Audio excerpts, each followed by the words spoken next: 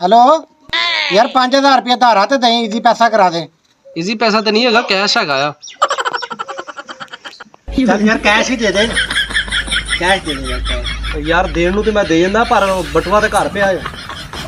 चलो यार कोई नहीं फिर सही, चलो ठीक है। वो गल सुन वे, ओए ओए ओए आ ले यार। आ की है? ओए बटवा तेरा हुण घरों लैके आया यार। अच्छा हुण दे दे कैश। ओ यार मैं तो बिल भरना है। बिल अच्छा आ ले, मैं बिल भी लैके आया। तेरा 700 रुपया बिल आया, बाकी जेडे बचदे ने दे दे। यार बिल भर के जेडे पैसे बचने मैं चीनी लैके जानी घर। ओ यार कोई नहीं, मैं हुण गया ना तेरे घर बटवा लैन। तेरे भाई ने मैनू चाह पियाई, इन्नी चीनी सी ना, मैं कहा खैर आ, उन्हें क्या चीनी का बोरा लियांदा। मैं कहा लगे आ चीनी बड़ी है तेरे घर। यार अच्छा चल ठीक आ, मैं तेन इजी पैसा ही कर देना। नेट नहीं हैगा यार।